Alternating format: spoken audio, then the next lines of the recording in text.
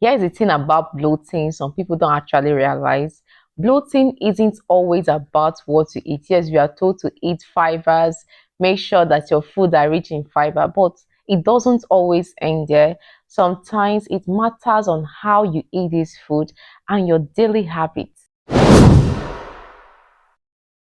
So today I'm going to share 5 simple everyday habits, nothing complicated. Don't worry. Now I won't tell you to go and eat this. I won't tell you to go and eat that. Just a simple habit that can actually make a big difference in reducing bloating. And trust me, once you start doing this consistently, your stomach will thank you. Bloating is not something that you feel comfortable about. For those of you that have experienced chronic bloating, you agree with me how uncomfortable this actually feels.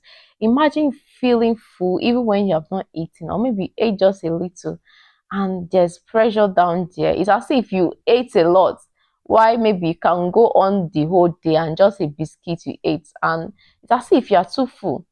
If that sounds like you, I want you to listen to this video because I'm going to share simple daily habits that can actually make a difference, that can relieve you of this bloating. And number one habit is slow down when you eat. Practice chewing your food properly before you swallow it.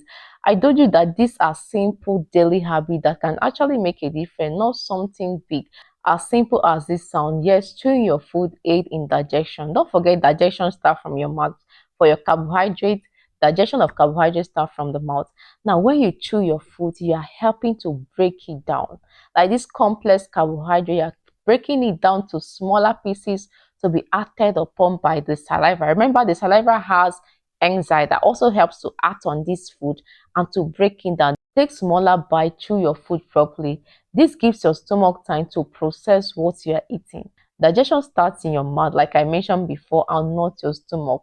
The better you chew your food, you take your time to chew your food, the less work your stomach has to do. And the less likely you are to feel bloated afterward, because when you chew your food properly, you are giving your stomach less work to do.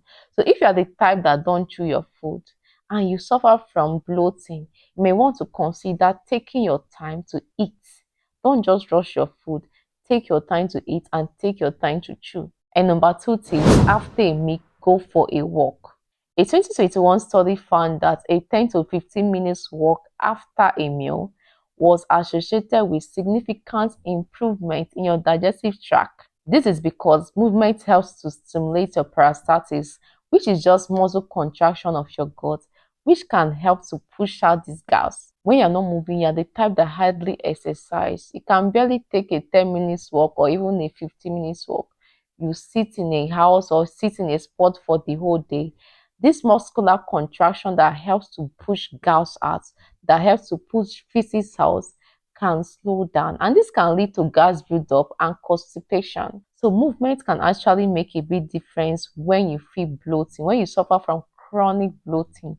Take a walk, stand up and take a walk. It can take a 10 minutes walk, it can take a 15 minutes walk, and that can help to ease those muscles there, to allow those muscles in your gut to contract. I don't know, for those of you that pays attention to your body or maybe are observant enough, when you are sleeping, when you lie down on your bed and you don't feel the urge to poo, maybe in the morning you don't feel the urge to poo or to use the toilet, but once you stand up, maybe you're awake and you maybe walk around the house for 10 minutes, 15 minutes, 20 minutes, you suddenly feel the urge to poo, you suddenly feel the urge to use the toilet and ease yourself. That is what movement actually does to your gut, because it stimulates that parastatic movement. This is not a rocket science. Movement helps to elevate bloating by physically and physiologically stimulating your muscles, your gut muscles. And the next tip is don't lie down immediately after eating. In fact, this one is very, very common because growing up, our mothers always say this. Make sure that you don't lie down after eating. As a kid, we are always told about that. Don't lie down after taking medicine. You eat immediately after you want to lie down or even start sleeping. When you do that, you are indirectly slowing down your digestion. Your digestion slows down.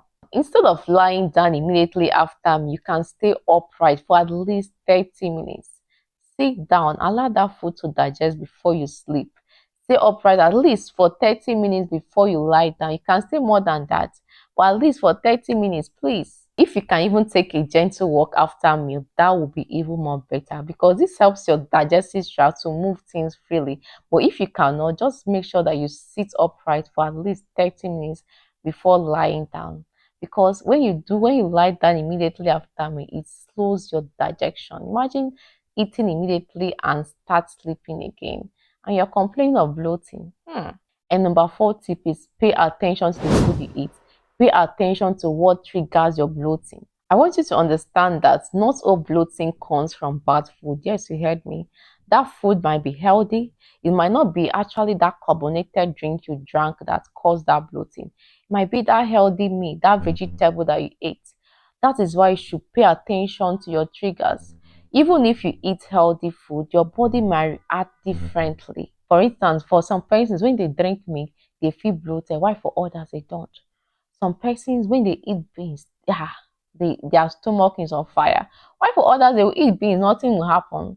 So you have to know your triggers. So instead of guessing, start noticing pattern. Anytime you feel bloated, what should come to your mind first is, what exactly did I eat that causes bloating? Why am I bloated?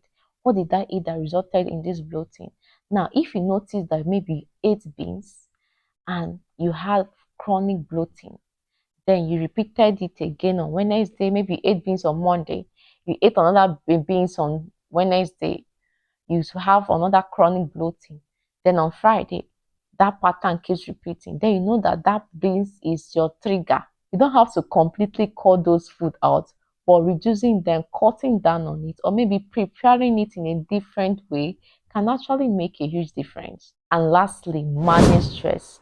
Yes, stress can affect your stomach too. I know that this one surprises some of you. Have you heard of the gut brain axis? Your gut and your brain are closely connected. They interact, they communicate. So when you are stressed, anxious, or consistently worried, your digestion can slow down or becomes irregular, and this can lead to bloating. That is why you feel discomfort even when you do not eat anything wrong. So you can see reducing bloating isn't always about strict diet or expensive remedy. Simple things like taking a walk after meal or maybe sitting upright for at least 30 minutes before lying down or sleeping, getting enough sleep, relaxing your body, not stressing yourself, eating slower, taking your time to chew your food. In fact, that one matters a lot. Staying dehydrated, moving your body, and reducing stress. All these small daily habits can actually help to improve digestion. Start with just two or one of these habits today. Just make up your mind to practice, even if you don't practice all, at least two. Then you'll be surprised how much lighter and free your body will feel. So bloating is something you can easily control when you actually understand the tricks. If you find this video helpful, don't forget to give a thumbs up, like, subscribe, and share. Bye.